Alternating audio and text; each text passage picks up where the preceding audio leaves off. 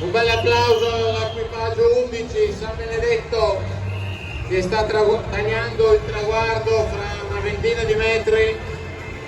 con Stefano Martone e Andrea Zonta, ed ecco l'equipaggio 12 di Contras San Sebastiano